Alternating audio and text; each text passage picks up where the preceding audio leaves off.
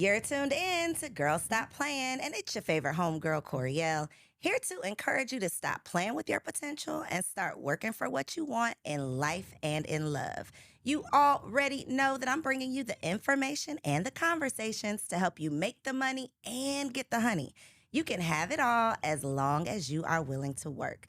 Before we get into today's episode, go ahead and make sure that you are subscribed to the channel, whether you are watching this on YouTube or listening on your favorite podcast player. And if you happen to enjoy today's show, be sure to leave your girl a 5-star review. Now, without further ado, today's guest, she really needs no introduction, but I'm going to allow her to give herself an introduction because I don't even know what your girl got going on these days, okay? We got the Necole Kane in the building. I need some sound effects. Pew, pew, pew, pew.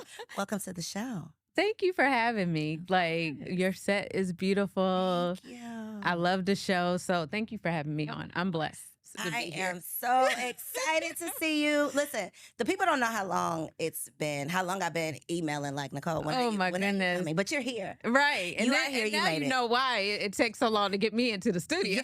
Yes. But you're in, we were talking earlier and you said this is your restful season or your soft season. Mm-hmm. What does that look like for you? My soft season is funny because, everyone knows me from my celebrity gossip days, and you can only imagine. Is Necole Bitchie a curse word? Can I say that? Yeah, you can say Necole Bitchie. I know you'd be like, girl, don't, that is not me. I'm no longer doing the thing. I went through 2 years, maybe even 3 or 4, where I just did not want anyone to associate me with that. That's why I was like, we're not going to say that. Like, okay. I didn't want, I would get mad if someone would call me that name. It actually happened last year at Fearless Fun Summit. I remember. I wasn't there, but I saw the clips. I remember seeing about it on Twitter. Oh my goodness, yes. Just to say real quick, we were at the Fearless Fun VC Summit last year, and Kenny Burns was on stage, and he randomly, I was in the front row, and he was talking to, I forgot what artist was up there, and he just randomly said, "You hear that, Necole Bitchie?" And it was this whole thing where him and this girl in the audience went back and forth with each other because she spoke up immediately like, that's not her name. That's not her name. You better call her back. Yeah. How did that make you feel in that moment? Was it instantly offensive or no? Yeah, I think my face was like, because it's been 8 years. And people don't understand that. Can you imagine how much can happen in 8 years? You have an 8-year-old son. Yeah. I could have went and got a PhD. Mm-hmm. So, but then it's a thing where you're like, look at how impactful that era of my life. Yes. Yes. Look how you were blogging before blogging was blogging. Oh my goodness. Like, no one knew what a blog was. Exactly. I don't even want to say were, because here you are still live in the flesh, have been a pioneer, like in Absolutely. This space. So can we talk about that a little bit? Yeah. Okay. Yeah, definitely. We're going to tiptoe a little bit. Yeah. In terms of me, like, as an entrepreneur, I really, really pride myself on like going into the lab and coming up with original ideas, not like looking at what everybody else got going on and trying to mimic what I see. And I feel like you had to have done that with Necole Bitchie because it did not exist. Absolutely. So what was that time like when you were in the lab, or what were you going through when you were brainstorming like, this is what I'm going to do? It's weird because I had the moniker Necole Bitchie before I had a blog. And it's only because I was out in New York going to different events, and I felt like if I created this persona for myself that I could get into these events, like this whole thing. It's almost like you start wearing a mask and becoming someone that you're not. And, but I was also into celebrity news at the time because I had worked in radio as an afternoon drive producer. So that's how it originally started. Like, I was doing stuff for other people, and then I had this vision to start my own thing. Okay. And I did on MySpace and Blogspot. Like, I don't even know if people even remember. Absolutely. And so that's how it all like came together. And for me, if I sit down and start planning out things like, okay, in 6 months, I'm going to have this many followers. Then it's like, it gives me a roadmap. And that's what I did. Like, because I got to a point where I had to go back home and live with an aunt on the Eastern Shore. I had no money. The IRS had scraped my account of every red cent. I wanted to talk about that too. I seen you talking about that. Okay. No, I've had several. That was the first. Only because I think my mom had claimed me on her taxes, and I claimed myself too. And so they're gonna take the money from somebody. So long story short, ended up back home feeling like a failure. And I was just like, this is so embarrassing. And so the only jobs where I'm from is like Walmart or a pickle plant and that type of thing. And I knew I was I hate to say it, but I'm beyond that. Like God has a bigger calling for me. And so I got online and I was like, I'm gonna have to make the celebrity thing pop. And I just had a vision. That's all I have to say. Yeah. I had a vision. So what was that moment, or do you remember that moment where you like, oh shit, I think I done made it? Like, this is like, what was the first big moment? Well, I want to say if my aunt didn't kick me out because she thought I was playing on the internet all day, I wouldn't be here. But she was like, you got about 30 days. I'm sorry. And for me, I took it as, how is my aunt, like my favorite person, gonna kick me out? You know, and I was like, I'm not gonna wait 30 days. I'm gonna go now. And so I packed up everything I had and I drove down to Atlanta from Maryland. And a friend let me like sleep on her couch. And I paid $500 to a publicist. And you know, daggone well, you cannot find a publicist for $500. This is true. This is true. In the year of 2023. Right. No, ma'am. But she took me out on the scene because she knew every event and what was going on. And so I came down here and I would go out on the scene. I connected with the photographer there and said, hey, would you mind sending me the pictures the next day? And so I'd blog about every party I would go to, the celebrities that were there. And so that's how I started getting my name out there. Got you. So you were hitting the party scene. Yeah. And then I think I went to a listening session and the publicist at the time said, are you ready to interview Chili? And I'm like, oh, no one acted. Like, I didn't know I had to interview anybody and I wasn't prepared. And I sat down with Chili and we had a really amazing girlfriend talk. And she told me at the time she still loved Usher and all this other stuff. Like Marlon Wayans was the one that got away. And I hate that I'm saying it now because it's almost like I'm dropping some juicy tea. Exclusive. 2 years later. But Did you put this out on your blog? Yeah. I was gonna say, that's the interview that ended up being everywhere. And so I just started, like my name just started getting out there more and more. Munson Steve put me on a rolling out tour where I was able to tell my personal story of losing my parents and getting kicked out, and people were resonating with that. And that's how it kind of just. So the aunt kicking you out propelled all of this. Absolutely. I had a grudge. Are y'all cool now? I don't think so. Not really. We don't talk as much as we could, but I'm grateful. Like you're grateful for what happened, but she didn't know that was going to happen on the back end of that. I have love in my heart. I don't hold any grudges. I have so much love now. Like the space I'm in is so beautiful. Yes. Yeah. And it all worked out, right? So it's like, how can I really be mad when you were the catalyst to push me to do all of the things? Like that challenge of you not letting me just coast or not letting me relax really pushed me to. She took the crutch from underneath of me, like, and yeah. Yeah, so it worked out. So I love also that the time when you were not prepared, the opportunity you were not prepared for ended up being what kind of put you on the map. Yeah, and then it was just constantly interviews I wasn't prepared for. Like I didn't really want to be out there interviewing people. I didn't want my face out there. Like, are you an introvert? I am. I get introvert vibes from you. Yeah. So how was that? Because I'm an introvert as well, Necole. And so I could do this all day. We're in this studio. I can talk to you all day long. But girl, put me at a party, put me in an event. My goodness. I'm gonna be in the back of the room. In the corner. So how does that translate? Necole Bitchie, but I'm coming in as Necole. Well, I think that's the thing. Me wearing my hair the way I did back then and the makeup and the clothes, like it's almost like I had to put on this costume just to show up as someone. So that's how you had to become someone else. Yeah. That's the thing. It's like the fake assistant thing. I teach my mentees, like, you know, when you're pitching yourself for stuff, just sign it with the fake assistant. You get so much more respect when you're sending on behalf of someone. Absolutely. It's almost like I feel safer when I'm, you know, in this, I don't want to say costume, but when I'm, you know, arriving as this person versus the vulnerability of being myself. Absolutely. Yeah. So what was the end of Necole Bitchie? You're like, no, I'm shutting it down. It's over with. What led you to that moment? Ooh, child. I would just say that era of my life was so exhausting. I felt like I always had to look over my shoulder no matter where I went. Why? Like even when I first was in Atlanta, the first year or two, of course, there were other bloggers blogging negatively about me. And I had never had that happen. I've never been the person that was in drama or like, I wasn't popular in high school, so nobody was checking for me like that. And so to have people blog about me and these stories that weren't true was insane, especially when they had a big audience. But then just the exhaustion of I just want to tell this story of when I was in a hotel in LA because I was like, I'm doing a staycation, I'm kicking my feet up. This is, and I get a call like at 2, 3 in the morning, and I'm looking, and it was like Floyd Mayweather and his people, and I'm like, this is not a 24-hour hotline. Like, and at this point, I'm trying to establish boundaries.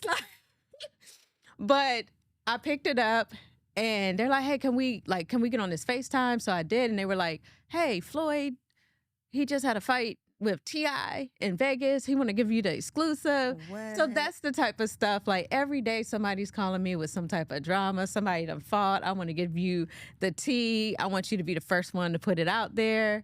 And I'm just, now during this time, I don't have a personal life. Like who's going to date me?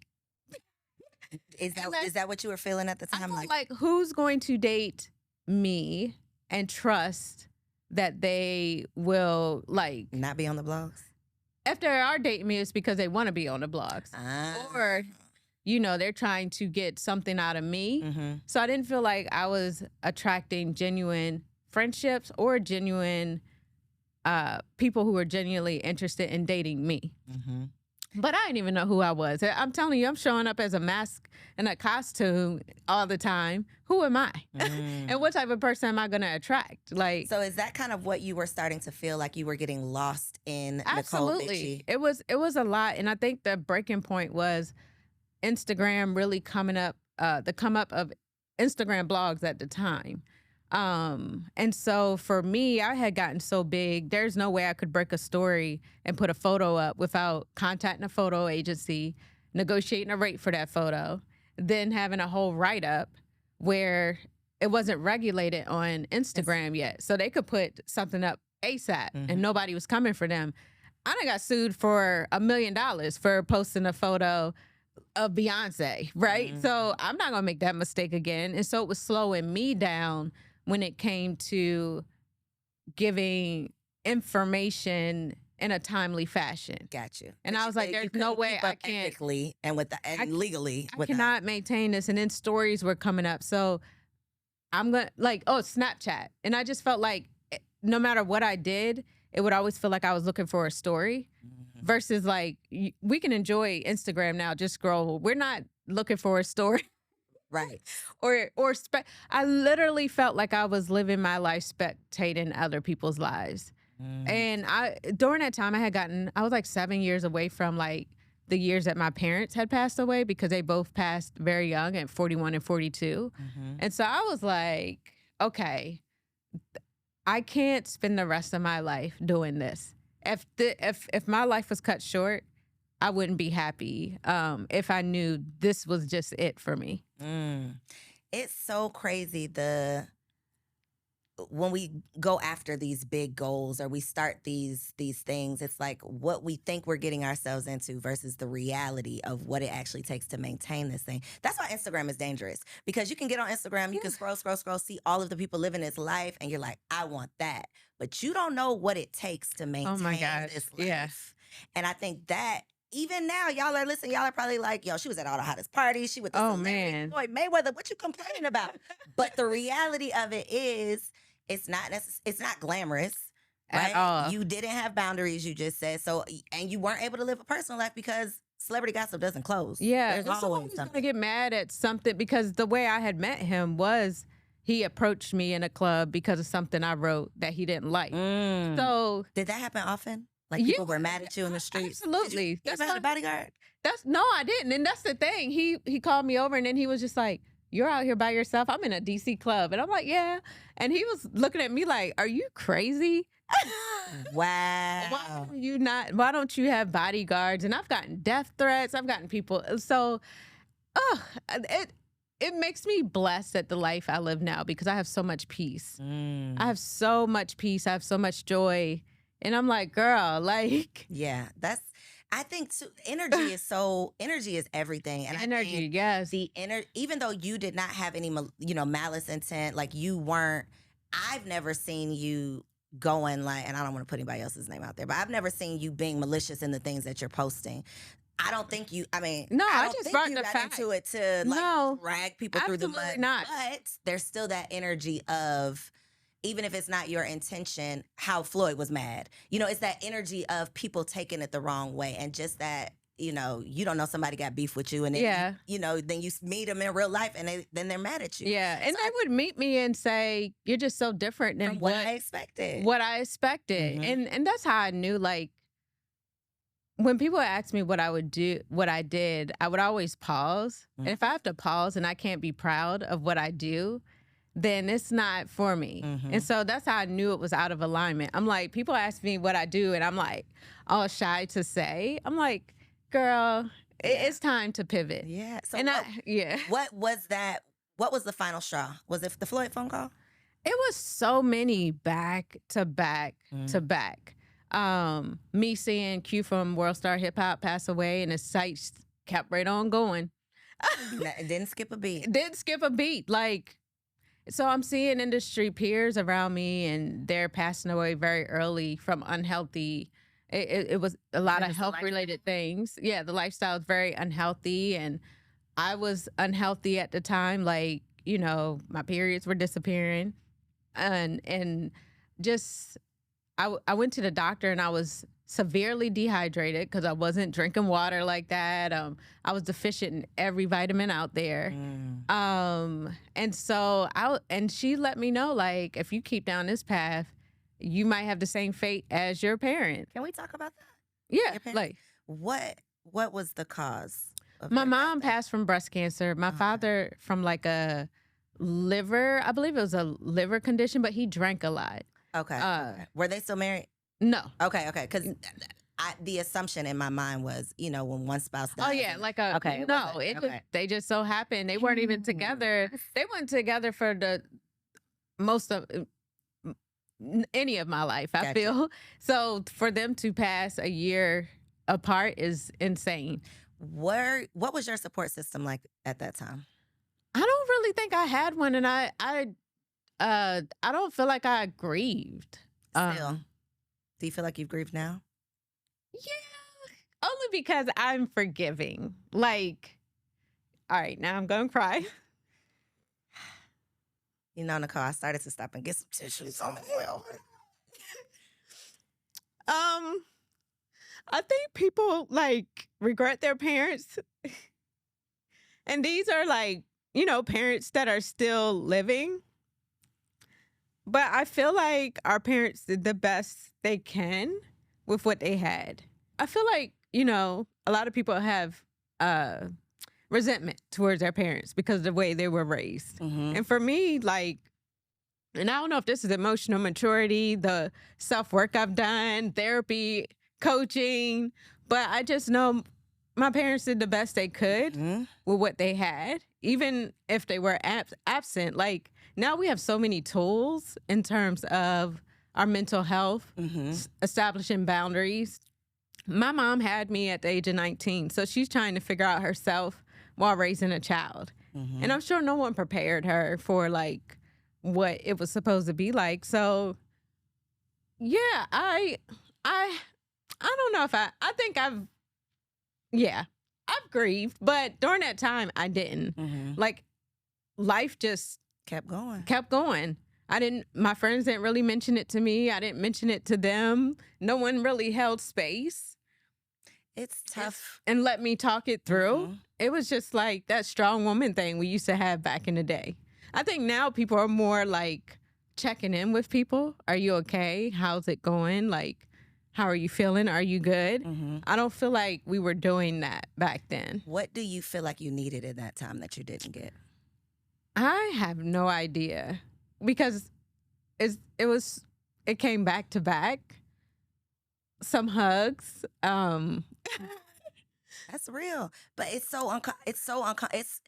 tragic for the person experiencing the grief, but the people around the person, I think sometimes the discomfort of not knowing what to say, None. not wanting to Yeah, say the wrong thing, not wanting to say absolutely. something too soon, not it's just such a sensitive time. And I literally had a whole show episode coming soon on grief and just how we work through it, because we don't talk about Yeah, how to help the strong friend or how to help the absolutely. grieving friend. Yeah.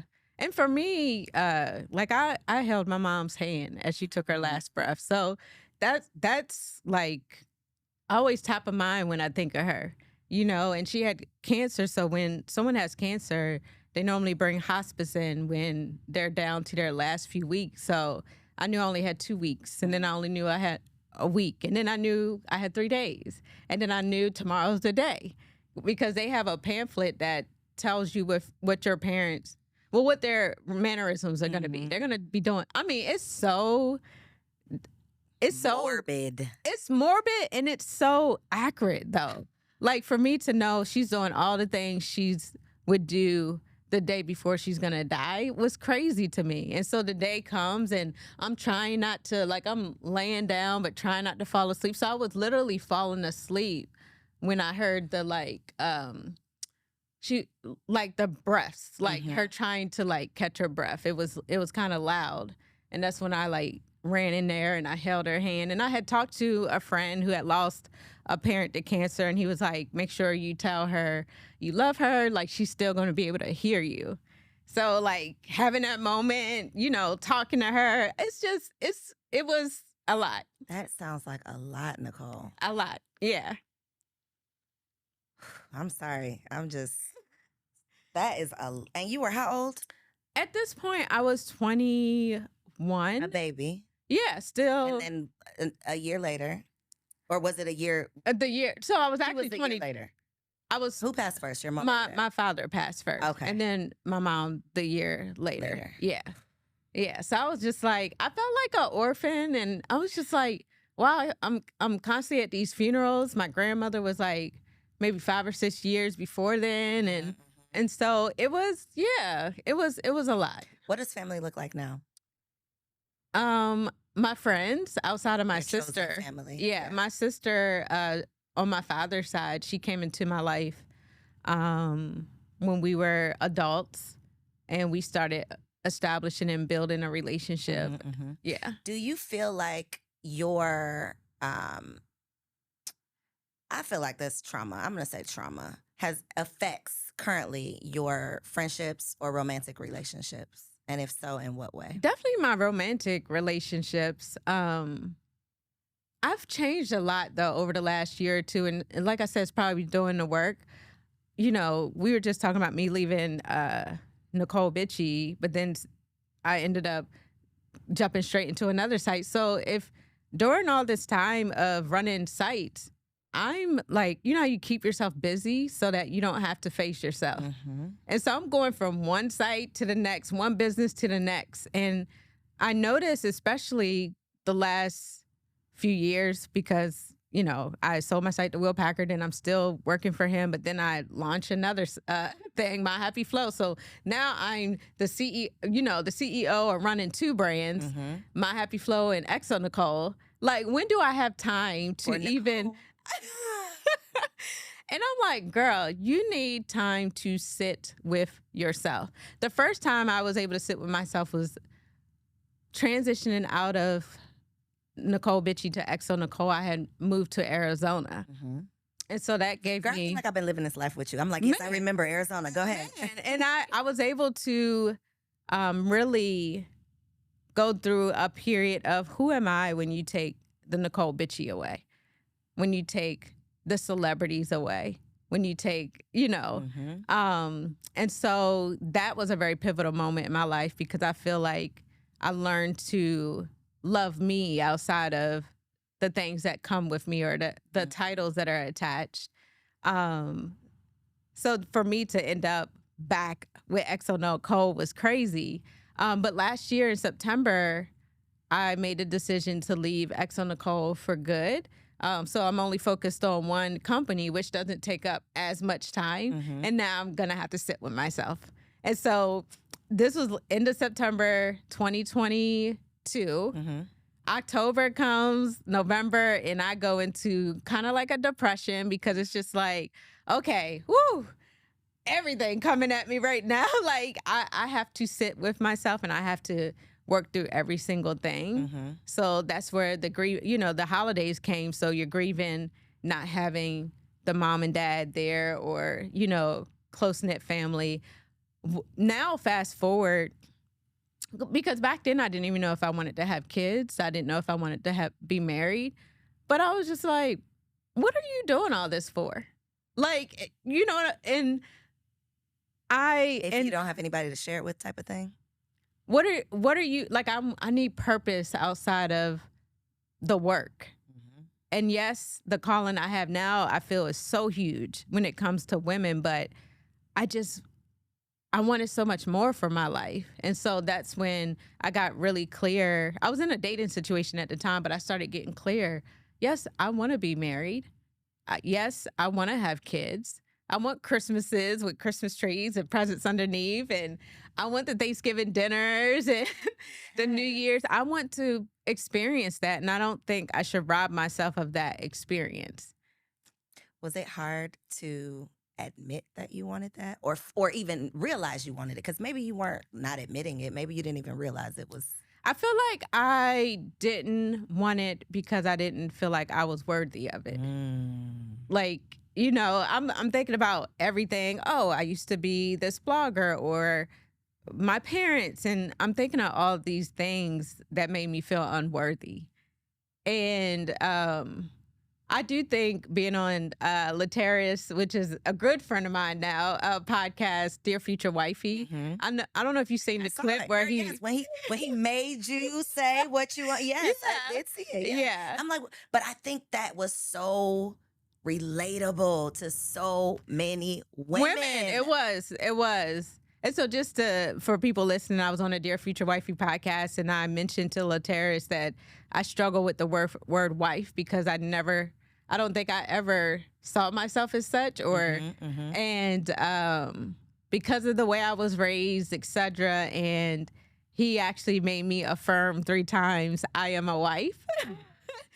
And so, but like that actually worked. It got into my spirit.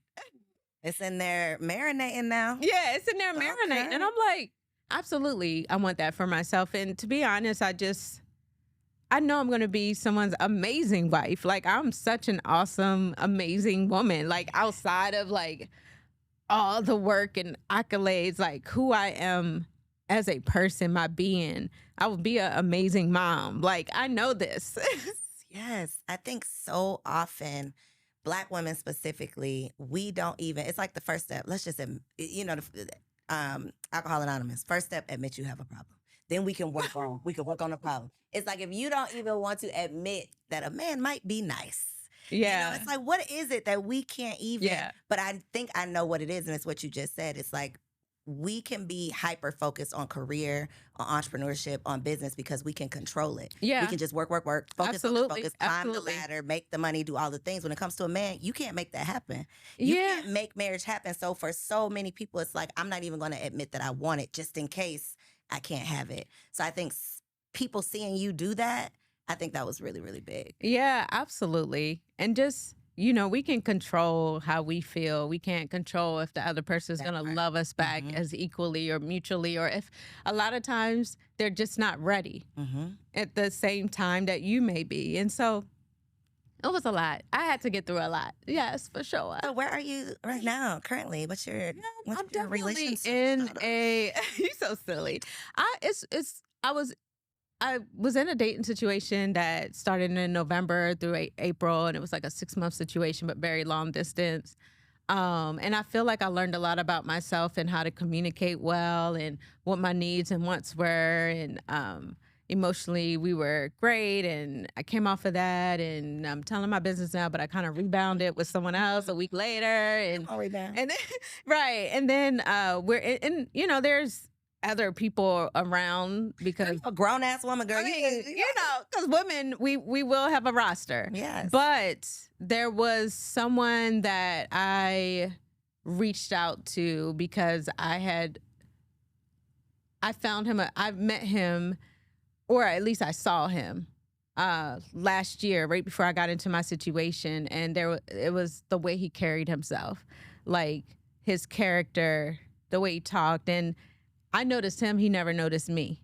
But I held on that for 6 months. So when I got freed up, I was just like, let me hit up old boy. Hey, I'm back. Are you single?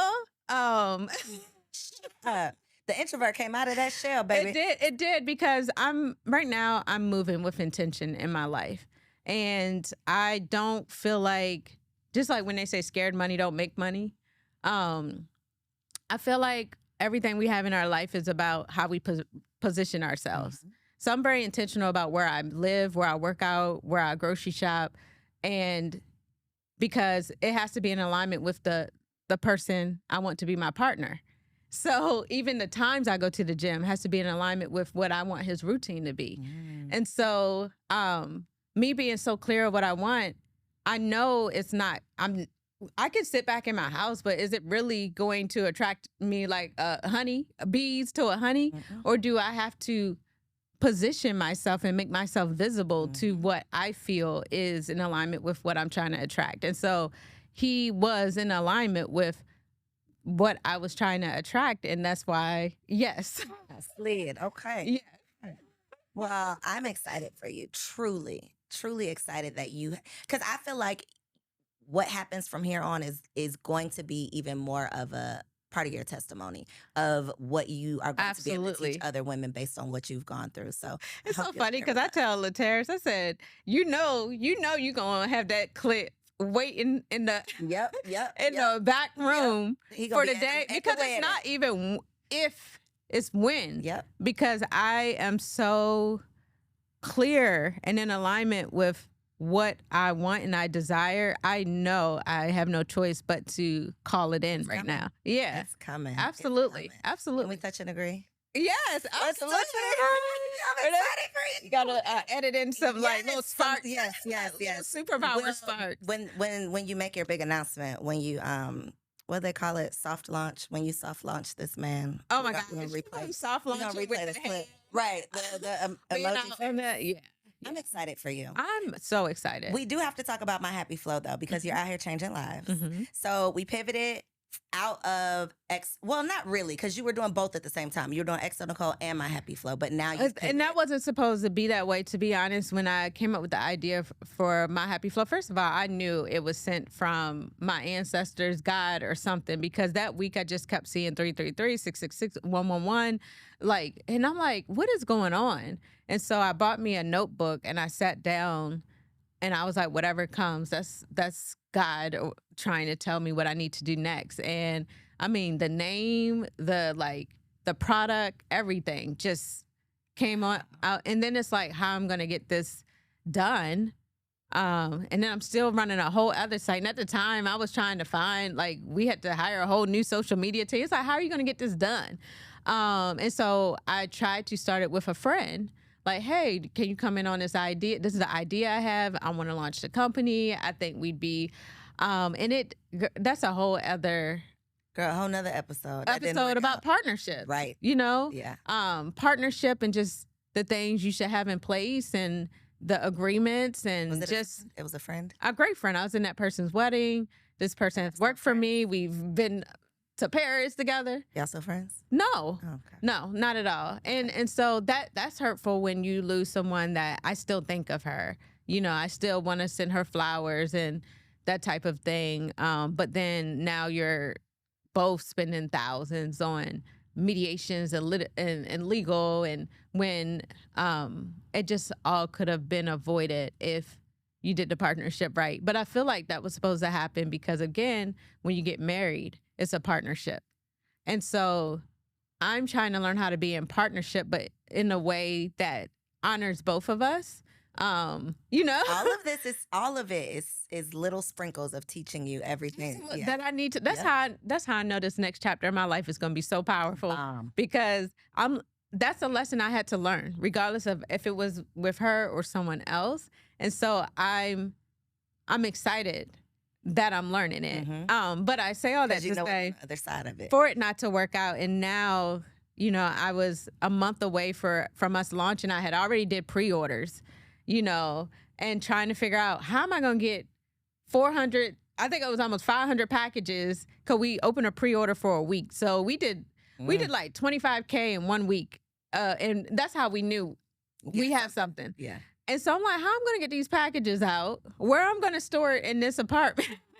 Like, what is going on? And all of a sudden, I'm stuck with a whole other business. And I never wanted to be a solo founder again. So I'm stuck with a whole other business. This time I have customers. They've paid for a service, and I have to give them great customer service, and I have to get these packages to them on time. It was just something I didn't sign up for so soon. And that's how I know this was my path, because it was like jumping out of a plane, bungee jumping, like it was like, we here now. Yeah. Like, we here now. Yeah. And it's just like, what? I got to learn how to market, set up automations, like how to run an e-com business. And it was so far off from the two businesses, the blog, and then XONecole is a media company. So it was crazy. I'm just now feeling like I'm getting my bearings. You're feeling settled. Yeah, I'm 2 years in now, and I'm like, okay, because I've put the proper foundation and systems in place.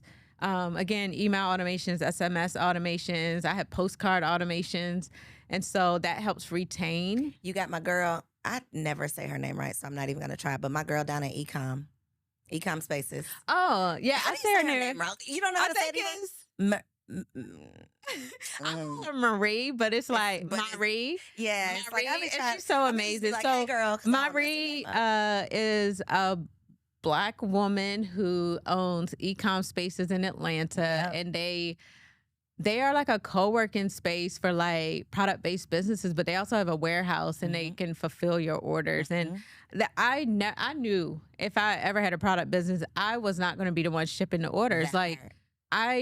I want my energy to go towards marketing and customer service and that type of thing, brand awareness. And I can't be back here printing off these labels and shipping these orders. Have you ever did that? Yeah. Yeah. You have? Yes. Are you still doing it? No, absolutely not. No. So the last product that I played around with, I'm out of the product game, but the last one I played around with, they're still sitting on the shelf over at Ecom Spaces. What were they? Playing cards. Card game. Oh, okay. Yeah. That's not about that life. I'm not about that life no more. Girl, they're still over there because I'm just like, no, they ain't kicked me out. That's my girl. Yeah. But I'm going to come see you, girl. I'm going to come see you. But that is a game changer, lifesaver. I'm going to put her info down below, because if you have an e-commerce business, even if you're not in Atlanta, holla at my girl. You do not want to be sitting on your living room floor packaging up those boxes of lashes. Yeah. Send her the lashes. She'll do all the work for you. So. I mean, and it's crazy because now my bills, not to put it all the way out there, from there are insane. Like, I'm probably hitting about $3K a week in my bit. But if it costs you your piece, that part. It costs you your piece, is too expensive. Yep. And I know me shipping out packages myself, or even starting my own warehouse and then having to hire warehouse workers and put systems in place. Figuring out the process of doing, because it be sounding good. I could just do this. I'm not going to be able to grow my business in a way that I need to doing that myself. So tell the people, My Happy Flow. What is My it? Happy Flow? Yes. Saving lives. First of all, y'all, I am so proud of this company. And like I said, I came from celebrity gossip blogging, scared to say what I did for a living, to this company that I'm so amazed by. But My Happy Flow is it is the first vitamin and supplements brand centered around the hormone and menstrual health of women of color. And so our hero product that's getting all the buzz in the press right now is we have a plant-based period relief vitamin. And not only does it support hormone health, so it's addressing the root cause of period pain, which normally if you have heavy, painful periods, it's a hallmark sign that your hormones are out of balance. But the problem with that is if it's not addressed, That's what leads to fibroids.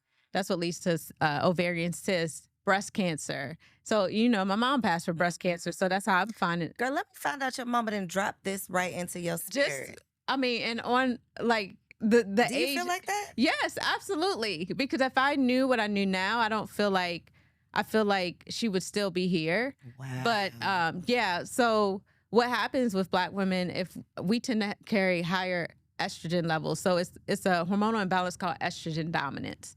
And so when you have estrogen dominance, like I said, that's why 80% of Black women will have fibroids by the age of 50. That's outrageous. That's insane. That is outrageous. And I wanna say I've never been diagnosed with fibroids. I wanna say that, and I think it has a lot to do with me stumbling across these ingredients, early on, and getting a hold of my hormonal balance. But yeah, so most of the time we have a painful period. It's hormonal imbalance, it's micronutrient deficiencies, and then inflammation in the body. So the formulation that we have addresses all three. And that's why we have vitamin D3 in it. Again, thinking of Black women who are deficient in vitamin D3, we have iron. A lot of Black women are anemic out here. Yeah. And so what we've seen happen with our customers within the first 30 days, their period is night and day. And, I can promise you in 60 days, if you're consistent, more than likely you'll see a period that has no pain, no symptoms, good mood still, lots of energy. A good mood still. Okay, now wait a minute. No mood swings. Your mood's still good. Your energy is up. I've come on my period on vacation and life went on. Like, I didn't even know it was there, and I kept it moving. I'm like, this product is just so A1. So what gets me excited in the morning is women who have suffered for so long. And they went to the doctor, they never got answers, or were pushed on birth control or surgery, or told to get a surgery, or let me just take your uterus. This girl, I just posted, this girl wrote in, and that's all I see in big caps is refund please. And I'm like, what am I about to step into? And I opened the email and she just was like, I am so thankful for your company. She was like, I brought 3 bottles, but I've been on for 3 months and I was on a waiting list for a hysterectomy and now I'm pregnant. And she... Shut up. Yep, she said, I was on the wait list for a hysterectomy and now I'm pregnant. And I would like to return the bottles because I won't be needing them for a while. I'm like, girl, keep them bottles and here, take your refund. Yeah, wow. And I hear that a lot. Like, we have so many women that have fibroids or had one tube because of PCOS, a surgery, endometriosis. They thought they would never have kids, or they had all these fertility struggles. And within, 3 months, you turning them around. Man, I'm out here doing the Lord's work. The Lord's work. I know that for you. And I know it's God. Like, this calling is so big.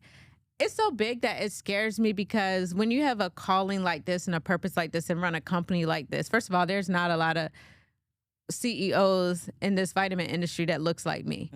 There's the only one I know is Samia Gore, and she has the weight loss supplement Body Complete RX, and she's in Vitamin Shop right now, but doing hormone and menstrual health.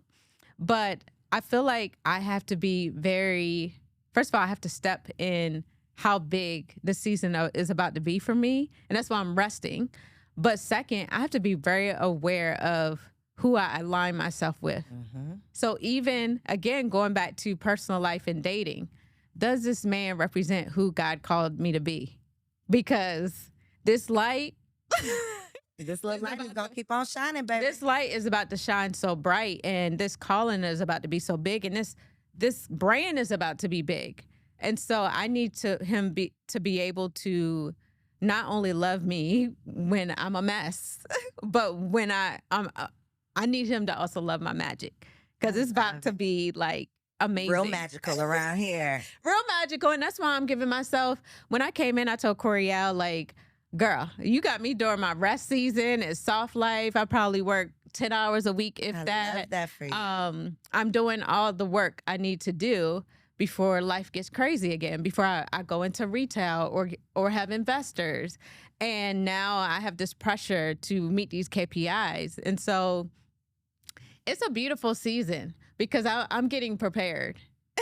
I'm getting The prepared. floodgates are opening. Yes, absolutely. And so, yeah, I'm super excited.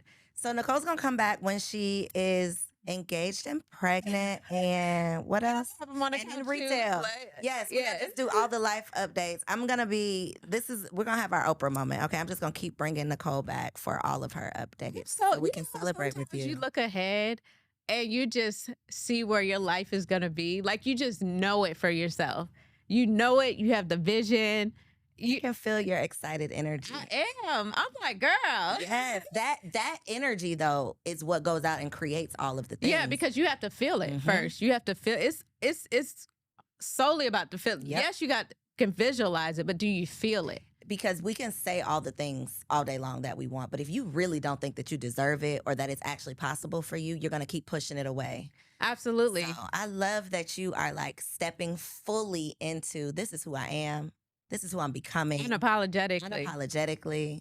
My boo is coming along with me. Yeah, he's coming. And it's funny, I was looking on the 8th anniversary of me leaving Necole Bitchie, which was like July 3rd or July 2nd. I always go to Twitter just to like see if anybody has mentioned Necole Bitchie. So I searched Necole Bitchie, and I saw that name mentioned so many times this year alone. In Necole Bitchie would never, or in conversations about the OGs of blogging, or just so many times. And I was just like, girl, like, I know, and that's why I embraced that part of my story and that part of my journey, because it's like, it was iconic. Like, iconic. She lives on. You cannot, girl, you can say leave me out of it all day long, but the people they ain't forgot about it. They ain't let her go. Yeah. And that part of my story led me to the next chapter, which led me to this chapter. Because me just serving Black women for so long, I'm very in tune to what we need and our pain points.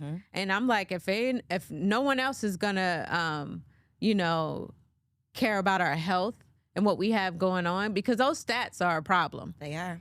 And we can't just keep talking about it with no solution. I used to be around brunches and just hear women talk about how painful their cycles were or how much they were losing each month. And it's just like, y'all, this ain't normal. But we don't know that it's not normal because no one taught us what healthy was. Right. A healthy period. People have had unhealthy periods from their first period that they don't know anything else. From the beginning. From the beginning. I've had so many women sit right there and talk about the fibroids. Like, yeah, absolutely. So many women. And who get the surgery and then they grow back. You know, it's just like a thing because we're not getting to the root of it. And I do want to talk about that real quick, because you say people get surgery and they come back. You can get the surgery, but you still live in the same lifestyle that brought them on, like the stress, we have hormones in our red meat and dairy. They feed fibroid growth. Yep. Birth control, especially the ones with estrogens and synthetic hormones. Hormonal birth control can feed fibroids. And so it's counterproductive when you go to the doctor and you have fibroids and the first thing they do is say, well, let me put you on birth control.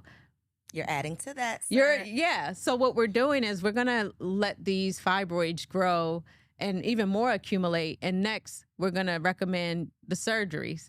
And then next, we're going to recommend, are you done having kids? Okay, now we're going to take your uterus. It's a business. It's another $30,000 bill. Okay, you done with that? Okay, another $50,000 bill. To change your nutrition, even though they don't study nutrition in school, or lifestyles that contribute to that, does not put money in their pocket. That's not profitable. It's not profitable. Yeah. So, yeah. I say all that to say, if you have fibroids, definitely look up estrogen and how it contributes to fibroids.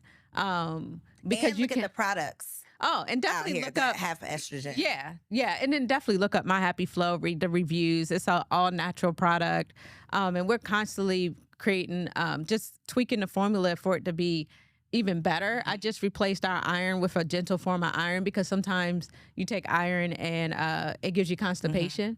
So now we have gentle form of iron, a more bioavailable, I know I'm about to start talking scientific, form of magnesium. It's just a very high quality supplement. And if you were to buy all the ingredients in My Happy Flow separately, you would spend well over $100, $150 a month.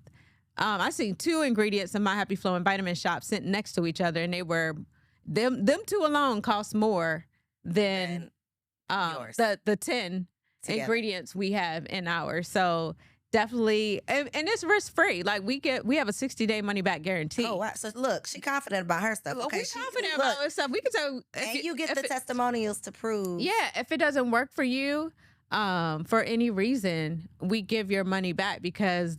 But we have a 77% returning customer rate. Necole getting ready to go on Shark Tank the way she's throwing out these numbers. Okay, we'll be seeing Necole coming up on an episode soon. Yeah, absolutely. So I'm just our company prides ourselves on the education.